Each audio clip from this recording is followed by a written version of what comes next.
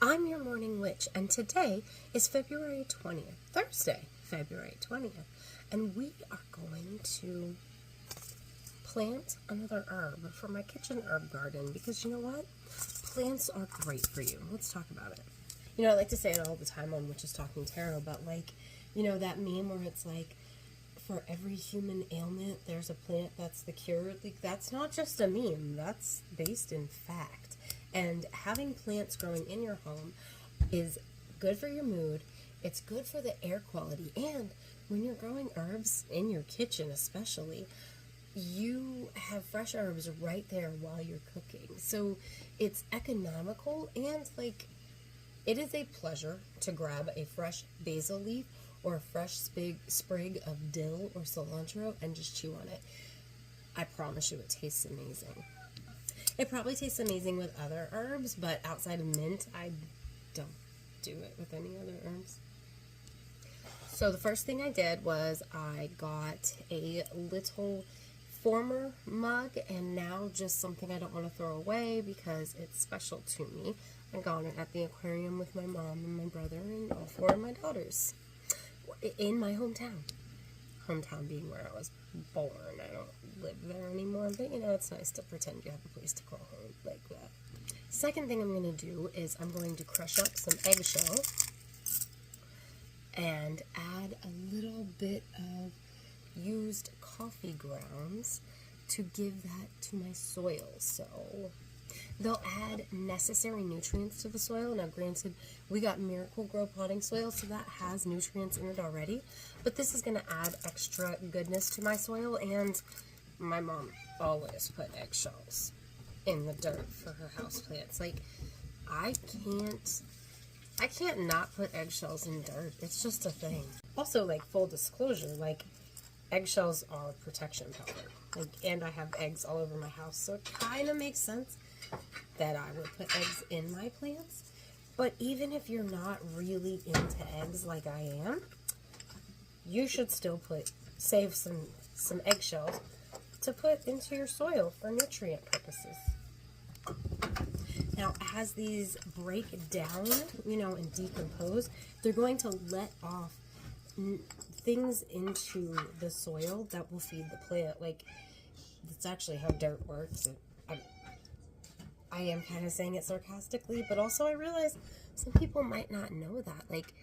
Plant matter breaks down, and worms digest it, and otherwise it's broken down by the elements, and that is what makes our dirt. Which is why it's really important not to break up your leaves yet, or until way later in the spring. Oh, look at that. I made it a two-purpose video. Okay, and I've never done this before, but I am currently out of little rocks that I would normally put in the bottom for drainage purposes. But I got tons of eggshells, so I'm actually going to put some really big pieces of eggshell in the bottom to replace the lack of drainage rock. And I'm not going to pack a ton of soil down in there, so it still has the same properties that the drainage rock would give me, but with eggshells, so when they do break down, probably in the same time frame that I'm going to wind up repotting my plant anyway, because this will be great for a starter, but I don't know if my dill will stay here. But once it starts breaking down, it'll give off more nutrients to the soil. We have tons of mugs around here, which is A, why I'm planting in a mug, but B, why I'm going to put dirt in this mug so that we can get it ready for our planting of our dill seeds. Now this potting soil has sorghum in it, so we're just going to pull apart some of the bigger pieces. We've got some big chunks that we're going to break down just a little bit, so it still does what it needs for this plant, but in this small container world that we're creating the plant in. Okay, and now I'm going to mix in to my dirt my fertilizer. We're just going to call it fertilizer. I mean, it's eggshells and coffee grounds. But it's our fertilizer for our indoor kitchen herb house plant we are planting. Yeah, I was going to get something, but why not get your hands messy? Play in the dirt, enjoy it. And if you're a witch, this is the perfect time to be putting energy into the soil. Energy for growing your plant, energy maybe for the energy that you want the plant to give you as you cook your food with it, right? So dill itself is great for exorcism. It's also great for love. So protection, love, self-love. Hell, if you want to stretch it for protection from somebody that you shouldn't love but you do, it'll probably work for that too. I mean, you know, whatever. But either way, this is the time that you put all that energy into the soil that you are going to grow your plant that you're going to eat in. So we're gonna put our soil down in here. And like I said, I'm putting it on top of my eggshells. I'm not pushing it down because I want those eggshells to be drainage. Here's the thing. Have you seen plants that grow in stuff where it's way, way, way too wet for them? They're not healthy plants. They don't do well in that environment unless they are like wetland plants, right? But other plants don't do well in like soggy soil, not well drained soil, because they get a thing called root rot, which is why we want that little bit of drainage at the bottom, because any water that the roots don't need is going to drain to the bottom.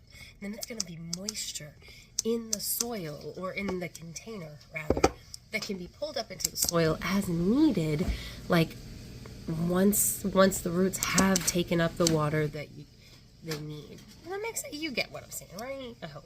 So usually if you're getting plants in a packet like this, they're going to have instructions on the back, such as how deep under soil you should plant the seeds.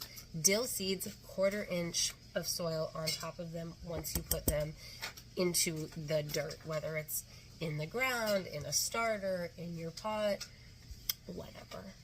So I mean, if you have like a big enough container that you're working with, a big enough area that you're planting seeds in, you can make little rows, whatever.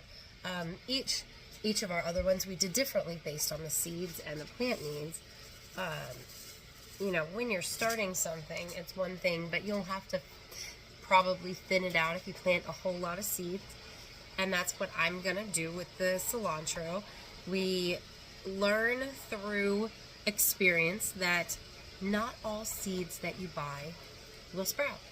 So you plant more perhaps, and then once you see what has sprouted, you thin your seedlings out, or you wait to see what's going to thrive and what's not going to thrive before you start thinning your seedlings out.